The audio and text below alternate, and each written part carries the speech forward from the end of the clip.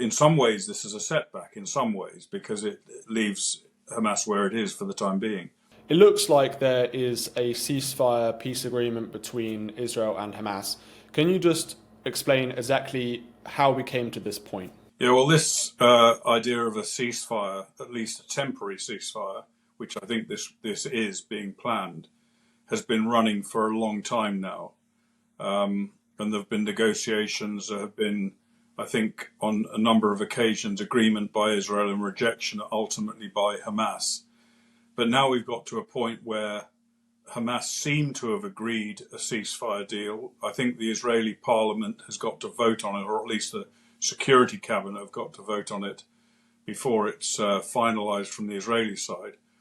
But this is not a coincidence in terms of timing that it's happening now. It's, I think, entirely because President Trump is about to enter the White House, and he's threatened Hamas and Hamas's allies with all hell breaking loose on 2 occasions in the last few days.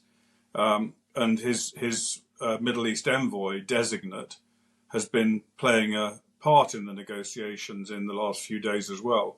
So I think we should look upon this as being more a consequence of Trump's presence rather than anything Obama has achieved, Biden has achieved, which has been very little in this context. So it looks as though 33 of the hostages are being released, but 10 of those are dead. And there's still, I believe the overall number of hostages still in Gaza is around 100. So this isn't a complete deal.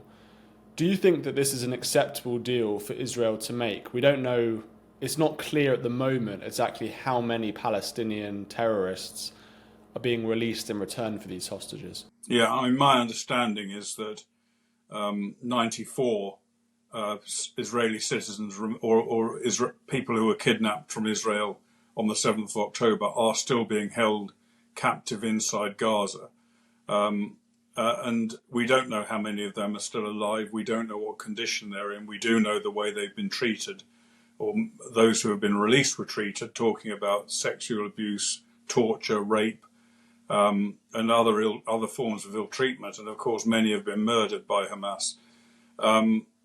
We don't know also, we don't know whether ultimately the whole group of hostages will be released. I think it's unlikely that's going to happen.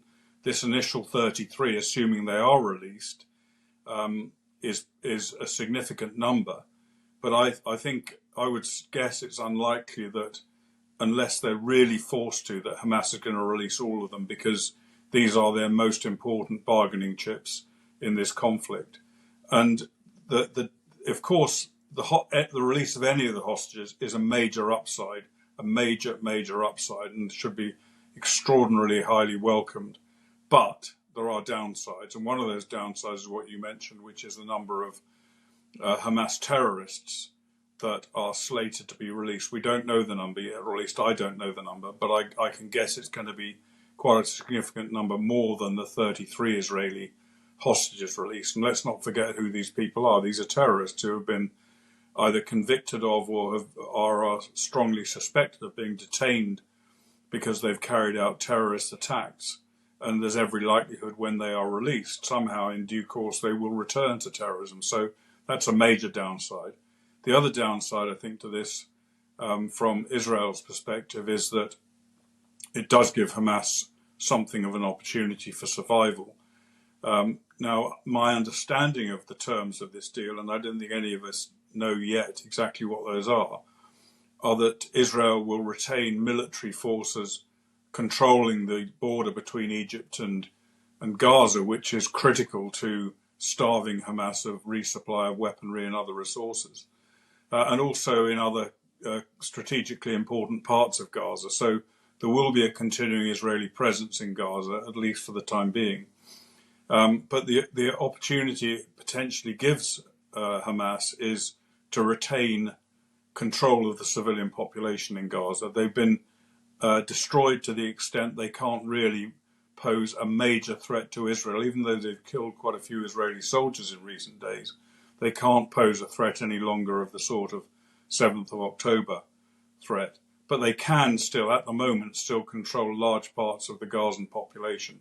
That has to end. That cannot be allowed to continue. And so I think we should see this not necessarily as an end of the conflict, but maybe a temporary cessation. We don't know how long it will go on for ultimately. What kind of fighting have we seen in the last few months? Because the conflict really hasn't been in the news, and it seemed to have died down a little bit. Maybe I'm wrong in saying that. So what's been going on in the last few months? Well, inside Gaza, most of Hamas's military structures have been destroyed, so they can't operate now as the kind of reasonably large-scale military force that they had before. All they can do now really is carry out guerrilla-style attacks against Israeli soldiers. And that's all they've been able to do for some time. But that is in itself very dangerous. I think just the other day, 10 Israeli soldiers were killed. I forget the exact numbers now. But they're still deploying improvised explosive devices to kill Israeli soldiers. So they still do have some capability.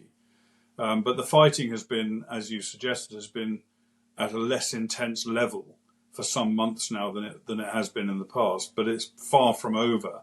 And I don't think, even with this ceasefire, I don't think we can see that as being the end of the war, not while Hamas continues to maintain a military capability and critically, I think, maintain control over the civilian population. Now, you've credited Donald Trump in some ways for this deal happening. How do you think the Trump presidency, when it begins on Monday, will change the dynamic in the Middle East between Israel, Hamas, and Israel and other Arabic countries? Well, I don't think, for a start, I don't think this deal would have happened unless Trump had been about to go into the White House.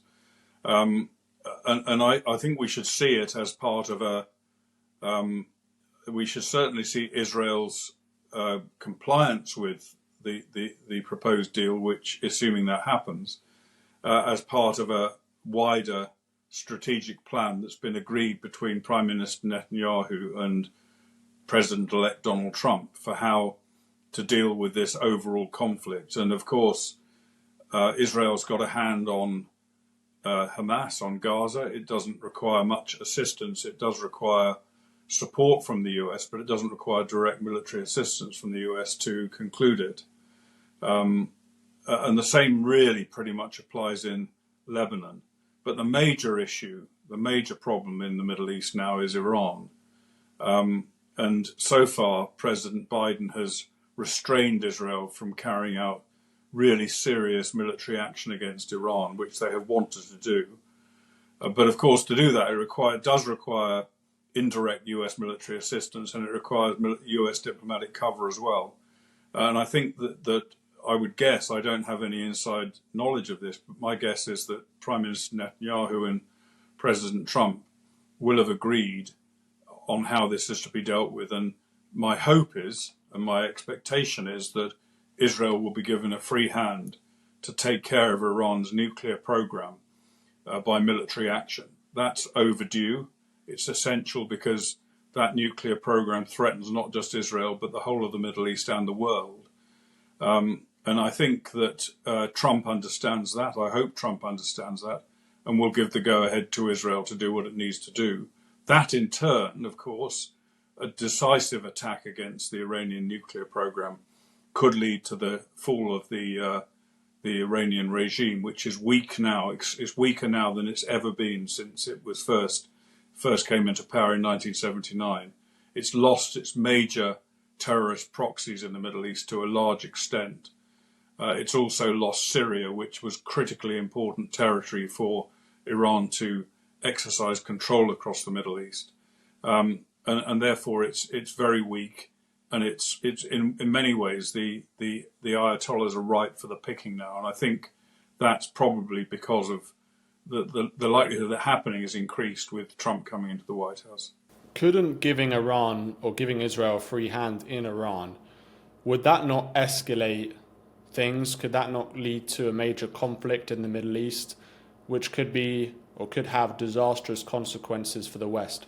Well, you could call it an escalation, but I think the alternative is worse than whatever form that escalation takes, and it's quite hard to see how this conflict broadens out beyond Iran. Obviously, Iran's proxies like the Houthis will no doubt be called into action yet again. They're in action now. They've been in action up to now.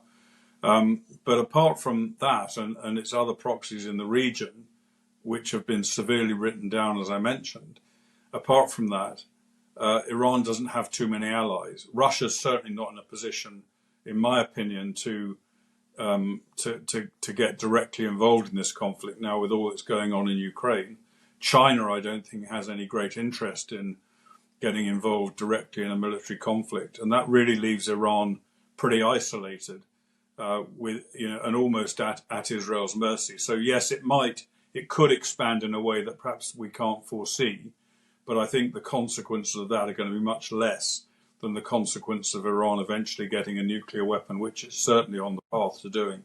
And finally, with this ceasefire between Israel and Hamas, do you believe Israel has now won in Gaza? Has it won the war? Does this mark an Israeli victory? I wouldn't describe it as that. No, I think it's as I've mentioned, we've got still Hamas active, still powerful inside Gaza, and until that is removed, until Hamas's ability to attack Israel, which has been largely removed, but until its ability to control the population of Gaza and regenerate and reconstitute itself, which it will certainly try and do, until that has been prevented, you couldn't describe this as being a victory against Hamas. But I think one thing we should bear in mind is, which people often kind of overlook, is we shouldn't underestimate Netanyahu's planning and Netanyahu's ability to achieve what his objective has been specified as being, which is a victory. So this, in some ways, this is a setback in some ways, because it leaves Hamas where it is for the time being. I think in a bigger sense, it's probably a step forward, and it's certainly a good thing for the hostages, but it can't be seen in its own right as being a victory over Hamas, no. Thank you for watching this video. If you want to watch more content, please subscribe to our new GBN America YouTube channel. Thank you so much for watching GB News, the People's Channel, Britain's news channel.